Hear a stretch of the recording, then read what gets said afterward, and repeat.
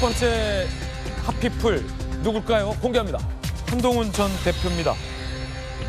영상 보시죠.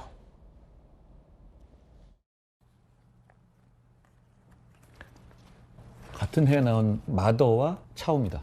마더 김혜자 배우님이 나온 거고 봉준호 감독의 지금까지 최고작이 아닐까 싶어요. 처음하고 끝에 이제 김혜자 배우가 이렇게 춤을 추잖아요. 그거 대단한 장면이에요. 핫도그 시킨 게 와서 먹겠습니다.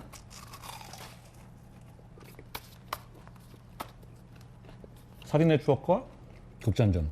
살인의 추억 굉장히 재밌죠. 너무너무 대단한 영화예요. 강원 여기 굉장히 많이 와주시잖아요. 어떤 데 보면 한 80만, 90만 가까이 되는 조회수가 있는데 이 중에 반만 와주셔도 좋을 것 같아요. 그러면 나라가 바뀌고 조금 더 상식적인 나라가 될 수 있을 겁니다. 한동훈 전 대표가 과연 이 친한계들의 우려, 이번 전당대회 안 나갔으면 좋겠다, 반대에도 불구하고 국민의힘 전당대회에 출마할 것인가 말 것인가가 이슈인 가운데 라방을 통해서 지지자들과 소통하는 모습도 보여드렸습니다. 이 한동훈 전 대표가 이재명 대통령의 나토 불참을 비판했습니다. 나토 정상회의 불참은 재고해야 한다. 중동 정세 때문에 불참할 게 아니라 중동 정세 때문에라도 참석해야 한다. 실리 외교 말하던 정부가 현실을 등져서는 안 된다라고 비판했습니다. 자, 출연자 소개해드리겠습니다. 정익진 변호사님, 곽규택 의원님, 조기현 변호사님, 박승민 전 최고님 나오셨습니다. 어서 오세요. 네, 안녕하십니까. 곽 의원님, 네. 한동훈 전 대표가 이 전당대회를 앞두고 몸풀기에 계속 나서고 있는데 나토에 불참하겠다라는 것에 대해서 아니 왜 안 가느냐, 가야 된다, 가서 트럼프 대통령 만나라 라고 비판을 했습니다. 어떻게 보십니까, 곽 의원님? 지금 그 나토 안보 회의에 이재명 대통령께서 참석을 할 것인지 여부가 계속해서 이제 논란이 됐었는데 네네. 아마 정부 내에서는 이제 불참하기로 결정을 한 것 같아요. 근데 정부 내에서도 참석을 해야 한다는 의견도 많았던 것 같습니다. 그런데 지금 실리 외교 차원에서 참석하지 않는 것이 맞다, 이런 것은 맞지 않다고 보고요. 예. 이거는 뭐 외면 외교죠. 사실 현안을 외면하겠다는 이야기인데 지금 이스라엘과 이란 정세가 이렇게 어려울수록 그리고 지금 우크라이나와 러시아 전쟁이 계속되고 있는 상황일수록 이재명 대통령께서 이런 나토 안보회의에 적극 참여하셔서 지금 국제적인 정세 파악도 하시고 또 비록 트럼프 대통령을 만나지 못한다 하더라도 네. 지금 나토의 뭐 체코는 원전 수출, 또 폴란드는 방산 물자 수출, 우리와 직접적인 이해관계가 있는 나라들이거든요. 이런 경우에는 적극적으로 이번 기회에 새로 대통령에 취임하셨으니까 또 나토에 가셔가지고 이런 외교를 적극적으로 하시는 것이, 그것이 실리 외교다. 저는 이렇게 보여지네요. 중국과 러시아가 사실은 이 미국 중심의 어떤 나토 체제에 굉장히 반발하고 있지 않습니까? 혹시 뭐 그런 것들이 좀 고려된 것이라고 보세요? 근데 이럴 때일수록 지금 한미 동맹뿐만 아니라 유럽과의 어떤 국제적인 안보 질서에 우리도 함께하고 있다, 나토와 함께하고 있다 하는 선명한 모습을 보여주는 것이 오히려 앞으로 러시아나 또 중국과의 외교 관계에 있어서 우리의 기본 입장을 분명히 할 수 있는 계기가 될 수 있다고 보여지거든요. 네. 뭐 실리 외교라고 해서 애매한 태도를 취한다, 이게 실리 외교가 될 수는 없다고 보여집니다. 네. 오히려 이럴 때일수록 좀 선명한 모습을 보이고, 물론 경제 이런 부분에 있어서는 실리 외교가 맞겠지만 안보 부분에 있어서는 우리가 보다 더 확고한 모습을 보이는 것이 맞다, 이렇게 생각을 합니다. 박승민 전 최고 어떻게 보세요? 한동훈 전 대표의 비판이었는데 어떻게 보십니까? 네, 저는 지금 아직 벌써부터 이재명 대통령의 실리 외교 노선을 비판할 일은 아니라고 생각을 합니다. 왜냐하면 사실 트럼프 대통령의 이 나토의 참석의 가능성이 낮아 보이기도 하는 상황이거든요. 그렇군요. 그렇기 때문에 오히려 이 트럼프 대통령과의 만남이 성사되지 않거나 하는 일에 대한 우려도 있었을 수 있는 거고요. 지금 여러 가지 상황과 현안이 산적한 만큼 대통령실에서는 여러 가지 고민이 있었을 수 있습니다.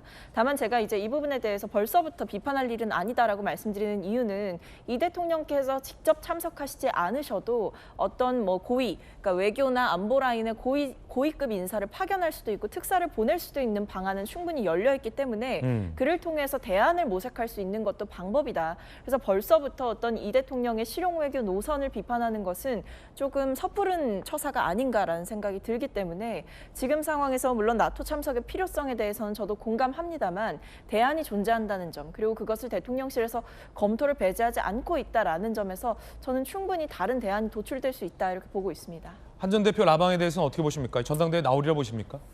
나오시겠죠. 근데 이제 저는 다만 이 원내대표 선거를 기점으로 해서 친한계 측에서 오히려 이 당대표로 출마를 하는 것을 뜯어 말리는 상황이 되지 않았을까라는 생각은 있거든요. 왜냐하면 사실은 결선 투표도 없이 TK 기반의 송원석 의원이 원내대표로 당선이 되셨기 때문에 이른바 개혁을 주창하는 세력이라던가 아니면 내부에서 친한계만큼은 절대 당권을 내어줄 수 없다라는 비토 정서가 분명하게 반영이 된 것이 아닌가라는 생각이 들어서 오히려 국민의힘 내부의 구심력이 어떤 쇄신과 변화를 향하기보다는 TK 중심의 주류 기득권 세력을 유지하는 데 초점이 맞춰졌다라는 것을 여실히 보여준 원내대표 선거였기 때문에 네네. 한동훈 전 대표 입장에서도 지금 섣부르게 갑자기 이제 출마를 하겠다라는 생각을 하기가 어려운 환경이 조성돼 있다 이렇게 보입니다. 안철수 의원도 몸풀기에 나섰습니다. 함께 보시죠. 전국 민심 투어를 진행 중이고요. 한동훈 전 대표 봤듯이 당원 확대 운동과 라방, 현안 관련 SNS. 김문수 전 후보는요. 전당대회 출마 생각 없다라고 최근에 입장을 밝혔습니다. 하지만 계속 측근들과 이제 산행, 플라우프 턱걸이 이런 행보는 계속 보이고 있어요. 들어보시죠. 혹시 전당대회 좀 생각해 보셨는지? 전혀 뭐 생각한 바가 없습니다. 혹시 추대 여론이 만들어지면 좀 생각해 보실 의향이 그렇죠. 있으신지? 그거는 뭐 아직 없는데 뭐 가정법을 이야기하기도 그렇잖아요. 출마 생각이 없다. 이 출마는 안 한다가 아니군요. 출마 생각이 없다. 정익진 변호사님. 네네. 출마 생각이 없다. 하지만 출마할 것이다. 라고 보십니까? 단일화하겠다. 하지만 단일화 안 했던 것처럼 혹시 출마 생각 없다. 하지만 출마할 거라 보십니까? 저는 김문수 전 후보가 출마 안 하실 것 같은 생각이 더 많이 듭니다. 왜냐하면 그렇군요. 조금 전에 앵커가 이렇게 이야기했잖아요. 단일화 생각이 있다 했다가 없다고 그랬잖아요. 그런데 출마할 생각이 없다고 지금 우리가 분명히 들었습니다. 네. 그런데 만약에 그럼에도 불구하고 또 시건을 한다.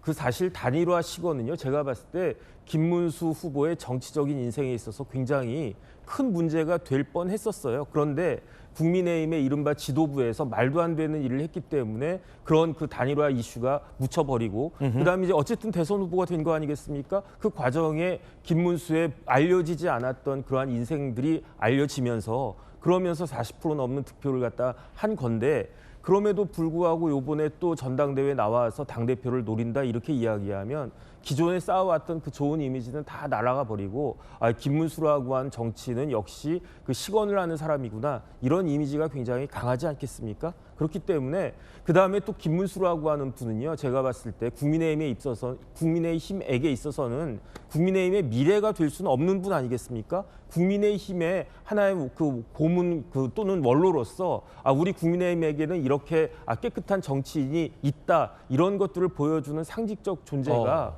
본인에게 있어서나 국민에게 있어서나 훨씬 더 그 좋은 자산이 아닐까 그런 생각이 드는데 그런데 당대표에 나오는 순간 그것이 모두 다 반대가 되어 버릴 것 같기 때문에 상징으로 좀 남아 계시는 게 낫다. 제가 봤을 때는 참 그런 부분들이 아깝지 않을까 그런 생각이 들고요. 네. 그렇기 때문에 김문수 후보도 지금 전당대회에 나갈 생각이 없다 이렇게 말씀하고 계신 거 아닌가 싶습니다. 그렇군요. 정익진 변호사님 의견입니다. 자, 조기현 변호사님. 이 민주당에서 봤을 때 안철수 의원은 이 전국 투어 한 거를 봐서 그리고 최근 안철수 의원의 재발견이라는 기사들도 많이 나왔잖아요. 한동훈 전 대표도 적극적으로 소통을 하고 팬덤이 굉장히 많다.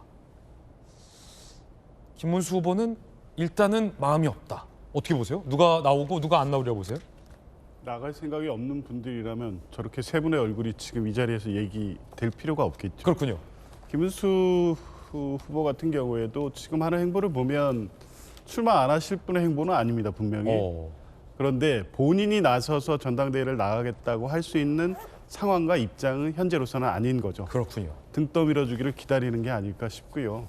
한동훈 대표와 김문수 후보 간에 사실상 서로 좀 눈치 게임 비슷하게 양상이 전개되고 있는 것 같습니다.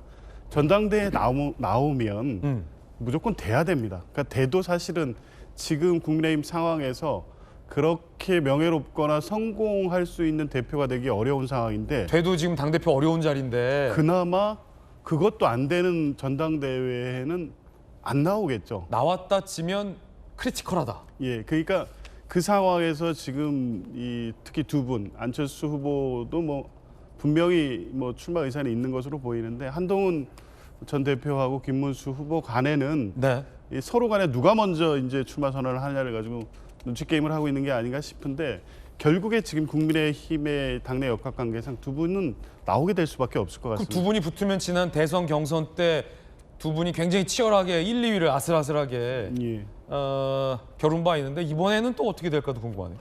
두 분의 사실은 개인 역량 가지고 결과가 좌우되는 선거는 아닌 것 같습니다. 지금 국민의힘의 당내 역학관계를 보면 이번에 원내대표 선거에서도 확인이 됐지만 여전히 영남 기득권의 이 위세가 그대로 반영이 되는 구도고 이게 전당대회는 이제 이 선거 방식에 의해서 결과가 원내대표 선거와는 달라질 수 있지만 분명히 확인된 거는 영남 의원들의 주류 의원들께서 어떤 입장을 갖느냐가 결과를 좌우할 수 있는 상황이기 때문에 그에 따른 유불리를 지금 계산하고 있지 않을까 싶습니다. 네.